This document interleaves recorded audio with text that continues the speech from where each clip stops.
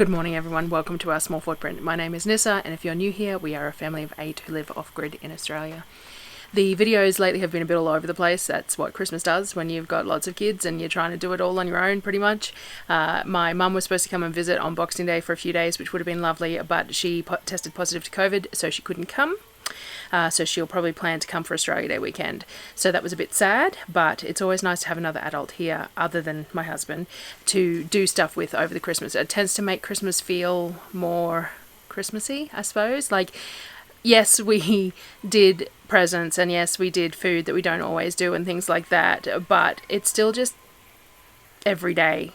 Like, holidays aren't real holidays for us because we homeschool, so we homeschool year round. We don't stop. There's a few days here and there where we do nothing because we've got other stuff on, but generally speaking we do some sort of schooling every day, whether it's recipe baking or it's something to do with the garden or something to do with something that they've decided that they wanted to research. That things come up, Greek mythology, Egyptian stuff, or they've watched something, whatever it is. We normally find something to do that's school related each day. The younger ones, we try and do something to do with reading and alphabet and stuff every day. So being Christmas holidays doesn't really make much difference because we don't take holidays as such. So Christmas is just sort of an everyday. Having visitors is kind of the thing that makes it a little bit different, and sometimes it's the only time of the year that mum makes it. Mum works full time, so sometimes the only time that she can get away and come and see us is at Christmas time because it's a fair distance away. So anyway, she will probably come Australia Day weekend, but all that to say that we've been busy because it's Christmas. I have been a bit unwell for the past few days. Some stress-related issues set off a bit of a flare, but I am muddling through, and I've been putting together some videos in the background, just haven't had time to do any voiceovers. So that's what I've got today for you, is one that I'm just going to stand here and do the voiceover for. As usual, I'm under the secondary solar array because it's nice and shady and it's at a distance to the kids to do the voiceover. It does mean though, because it's a hot day, that the inverter does kick in every now and again. So for anyone who hasn't listened before, every now and again you'll hear a fan kick in the background, and it's the inverter for this secondary solar array that I'm standing under, and I apologize, but it is what it is. So I will get to that. So it's trifles. I made trifles. So every year I make a trifle, and each year it has evolved because initially we used to make trifles with mum, and then when I was a kid, and then as it's gone on I've had to adapt them to the kids, to dietary needs and to what's available and things like that. So this is this year's trifle. I don't know whether you'd really call it a trifle, but it is to us, that I'm going to share. So I'll bring you along for that. So thank you guys for joining me, and I'll see you again next time.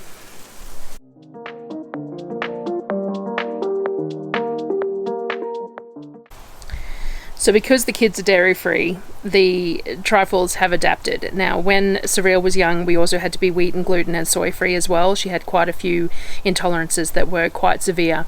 When the twins were babies, they had a bunch of intolerances as well, being preemie and having bad gut health and things like that, and we had to really reduce their diet as well.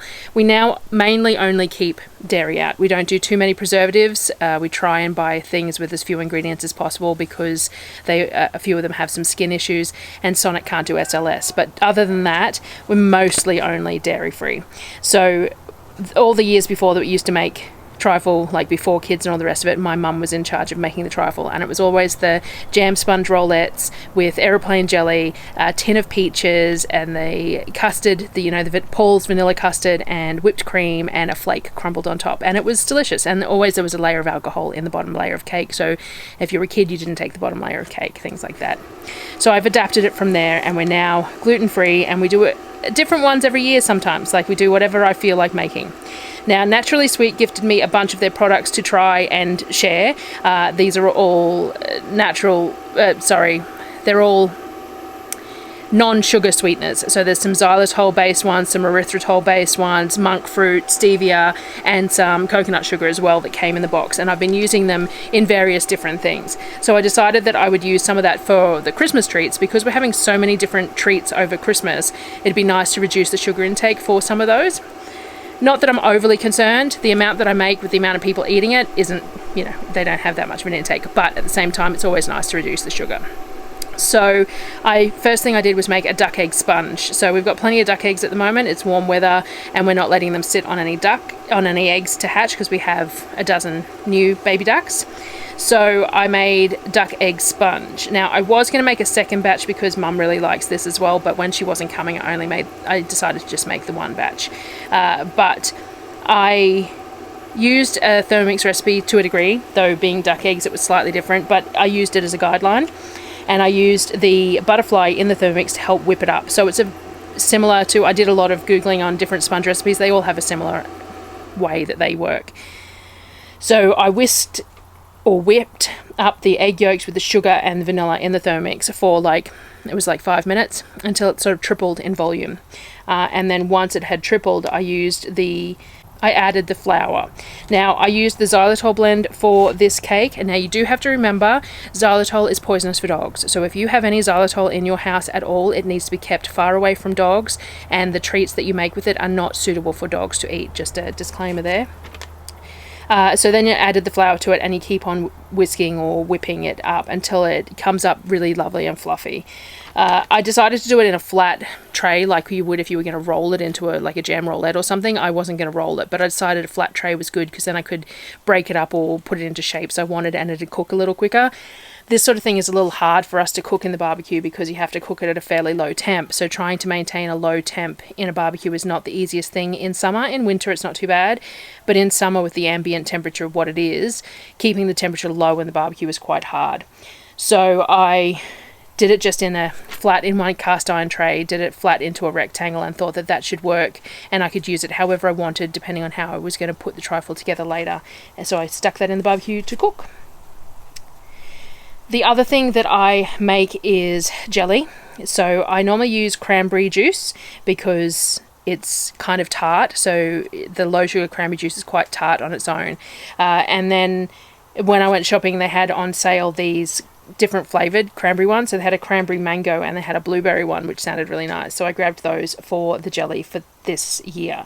Now you have to put about 250 mils of juice aside and sprinkle over the gelatin. You want to use about 3 tablespoons of gelatin, but it can vary. So I use Great Lakes gelatin normally, but I have run out. So I've got this generic gelatin that I got from a catering company, and it definitely isn't quite as strong as the Great Lakes. So I used the 3 tablespoons, but the jelly was a little loose. So depending on the quality of the gelatin that you're using, sort of depends on the amount. But the suggestion is about 3 tablespoons for about 1.5 litres of juice. Also, it depends on what fruit you're adding to your jelly, because sometimes fruit can impact the setting of the jelly as well. So, and if it's frozen fruit, you've also got extra water that's being added to the jelly from the frozen fruit too, so you're upping the quantity of liquid. So it doesn't, 3 tablespoons will give you jelly. It's not a very solid jelly, but it is definitely jelly. So put the 3 tablespoons in about the 250 ml of juice and put it aside so that the gelatin could bloom. Then once you're doing that, you're going to put the rest of the juice into a pot because you've got to heat it. Now, the recipes that I've always gone by around Christmas time, and there's lots of trifles where you make your own jelly, it has about 200 grams of sugar with the 1.5 litres of juice. Now, the sugar is completely optional, obviously. I decided to use plain sugar here, not the naturally sweet product, because I didn't have any extra juice. So if this didn't set up, this was all I had. So I used raw sugar because that was my normal fail-safe. I knew it would work. And I used about the 200 grams because that's what I've always used before. Again, it was the only juice I had. I normally add frozen raspberries as well. That's my fruit of choice for my jelly. And raspberries are quite tart. They're not very sweet at all. I use low sugar juice too, and I normally use straight cranberry, so it's quite tart too. Now, I didn't take into account that these juices were a little bit sweeter. The jelly was still just jelly. It wasn't overly sweet. It was just jelly. But I probably could have reduced the sugar in these because the juice was a little sweeter. Now, even if you don't add sugar to it, you still need to heat the juice because otherwise you're not going to get the gelatin to blend. So you want to heat the juice up to a low simmer. If you've got sugar in it, you want to keep it agitated so that the sugar doesn't set in the bottom or crystallize.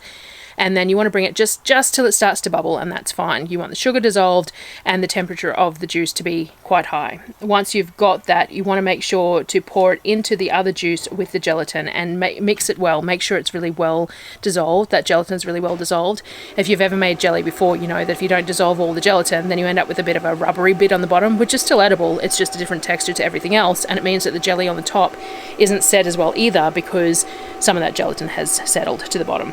So mix it well to make sure that gelatin is well and truly blended through and dissolved. And then what I did was I used these pastry keeper containers. I've mentioned these a couple of times. I got these half price to put pastry in because they're pastry keepers, and my pastry currently isn't open, so I'm not using them for pastry. And I've used them for a few things. I used them for ice cream, and this time I'm using them for jelly, because things that, like if you want something to set up fairly quickly, the thinner a layer it is, the quicker it's going to set.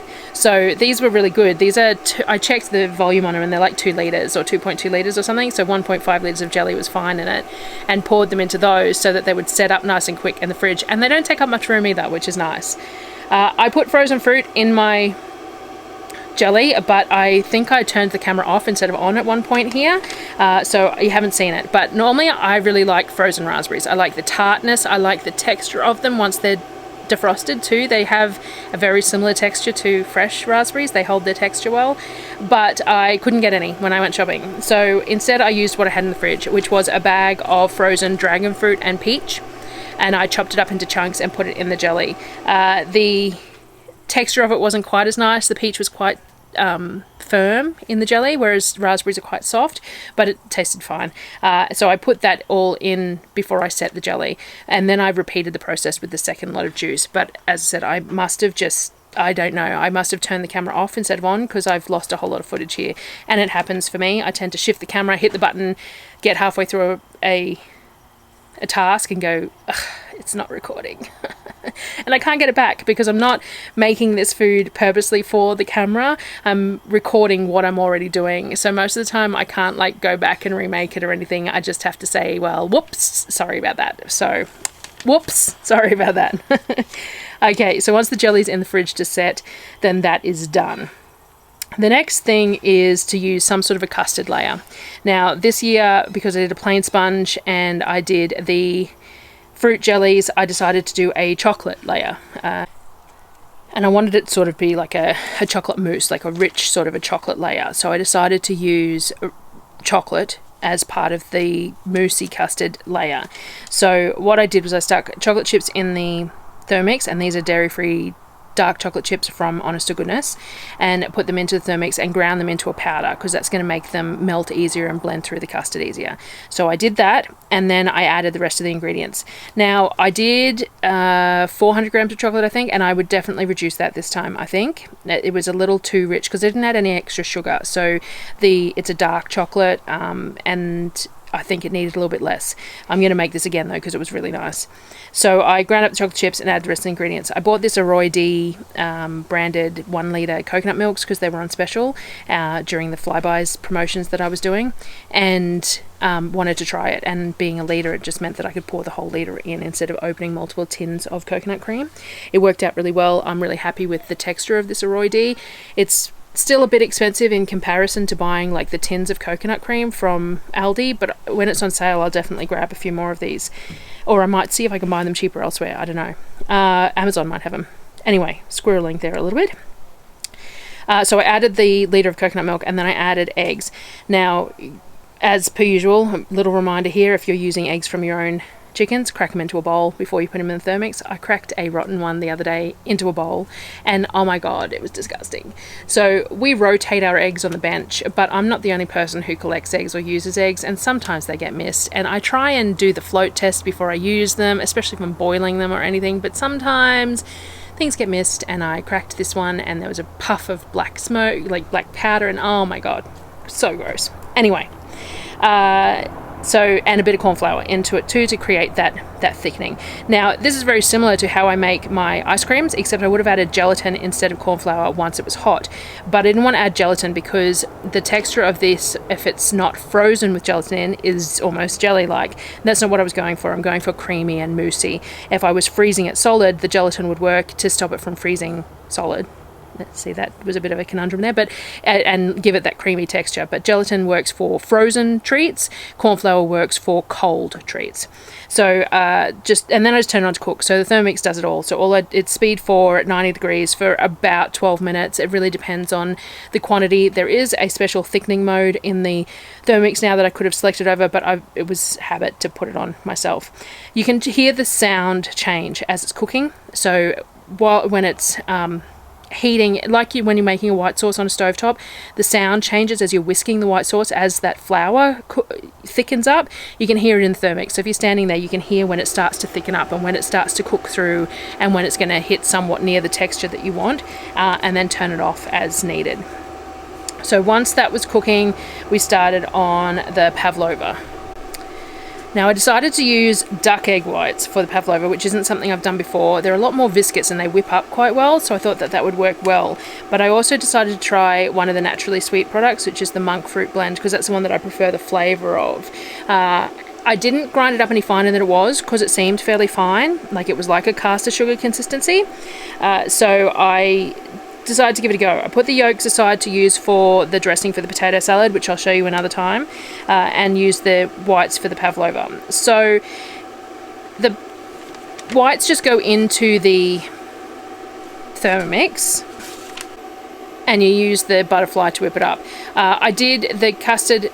So once the custard was finished, I swapped bowls because I have 2 bowls, which I highly recommend if you have a Thermomix. Having 2 bowls is just such a wonderful thing when you're cooking multiple things. So before I did that, I transferred the chocolate mousse custard into a bowl to go in the fridge because I wanted it to cool and chill before I used it.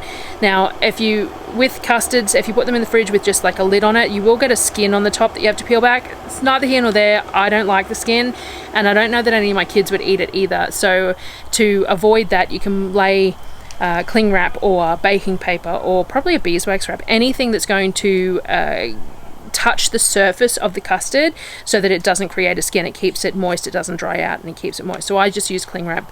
The kids have lost the cutter on the cling wrap, so it was a bit of an ordeal and it was super fun and, you know, yee-haw, but I managed to get enough off to just cover the surface area of the custard so that it wouldn't create a skin in the fridge. And then put it in the fridge. So what were we doing? The pavlovas. So once the pavlovas are in the egg whites are in the Thermomix with the butterfly, you just turn it on to 37 degrees and you whip it. So it whips the egg whites up into stiff peaks. And once it's been whipped into stiff peaks, that's when you start adding your sugar. So you want to add your sugar while it's still whipping, spoonful by spoonful, small amounts at a time.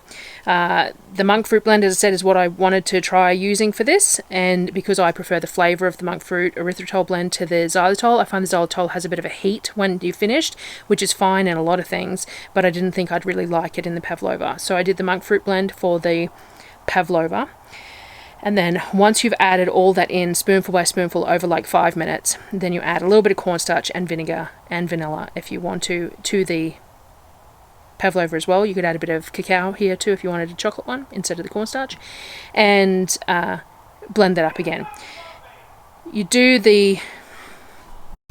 So there's this test with pavlovas to see if you've got them to the right consistency, where you can turn the bowl upside down over your head, and if it doesn't drip out, then it's right. So I didn't hold it up over my head because that's a bit silly, but I did hold it up over the bench and tipped it over, and it all stayed in the bowl. So that's a good sign that your pavlova is at the right consistency, that you're going to be able to put it into a shape and cook it into that shape. Now, I spread it into a circle in the pan, but when you do a pavlova, the aim is that it's silky smooth. There's no grit to it or anything, and when I rubbed it between my fingers, there was definitely a grit to it still, which I don't know whether it was my error or whether it was using the monk fruit sweetener, and maybe I needed to do something different. I need to have a look at that. But there was definitely still a grit to the pavlova. At the time, I just sort of went, I don't know, I'm going to just go with it because it's in the middle of everything else, and if it doesn't work, it doesn't work. We've got plenty of other food, sort of thing.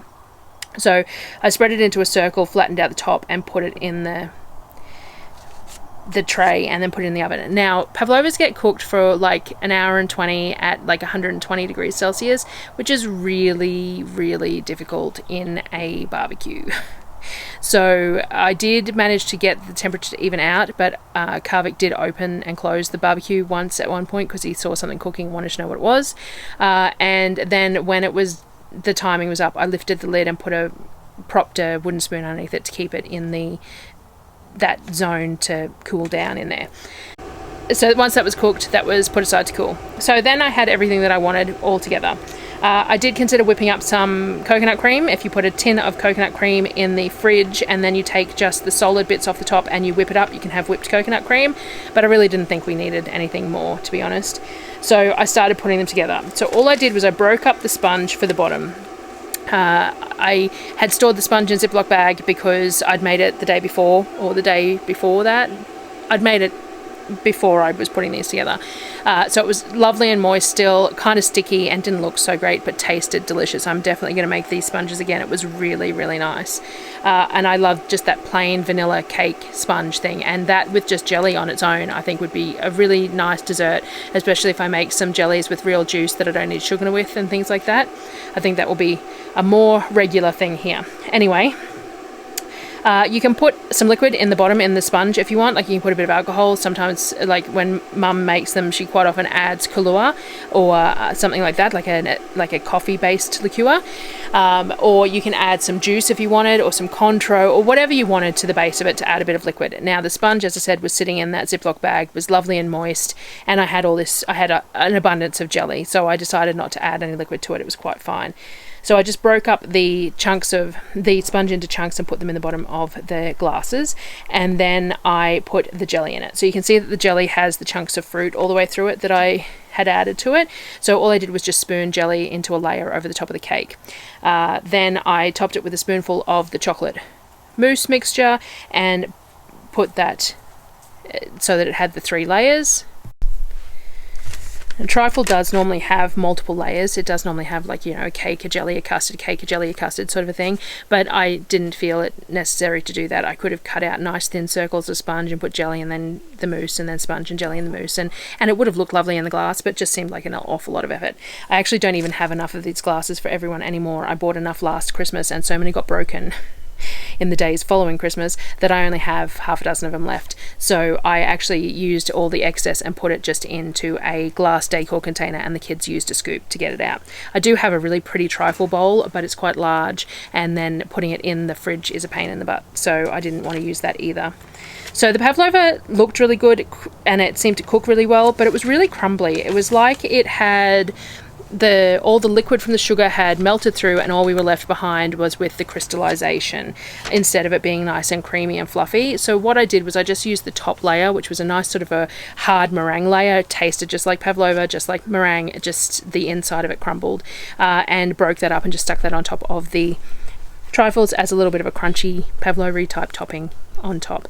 I am going to attempt another pavlova with duck egg whites while we've got plenty of ducks, and I will record that when I do it and see. I might try like 2. I might try one with the monk fruit and one with plain sugar, and see if it was me that maybe it just needed mixing longer. Maybe that was all it is, and I just didn't give it long enough, and try it out, because it would be kind of nice to make a pavlova with the alternate sugars, and I'm sure if I Google, there's plenty of keto ones out there that do it. So maybe it was just the quantities that I used. I don't know. Anyway, I'm going to fiddle with it. So the trifle was delicious regardless, and everyone enjoyed it and has enjoyed it for the days to come. As we do with Christmas food, we eat it for days following Christmas Day. So that's my version of a trifle for this year, but I do make them different every year, and you can make them in so many different ways. You can use brownies, you can use, like, they have an Eton mess one where they use, you know, the berries and the broken up meringues, and some people do lemon curd ones or chocolate mint ones and all sorts of things. Mine's pretty standard. I vary it a little bit each year, but it's all pretty standard, and we enjoy it regardless, because it's not something that I go to the effort of making. Though, as I said, I probably will make sponge and jelly much more often, because it's there's not much sugar in the sponge. It's all the eggs and that little bit of flour and things like that, but it has such a nice texture. And if I figure out which fruit juices are best for the jelly, that I don't have to add as much sugar to it, then that's a good way to do fruit juice. Not that we do fruit juice any other way, realistically. We buy apple juice every month, but that's for Darryl because he drinks apple juice. The kids don't really need juice. I make them cordials up occasionally and they have that, but mostly they just drink water. So juice is a treat, and if I can turn it into jelly, it's even more of a treat. So we'll see how we go. But thank you for joining me again today, guys, and I will see you on the next video with whatever else I can pull out for you that I can edit up from over Christmas time. I hope everyone had a great time and are going to have lots of plans for New Year's, and I will see you next time.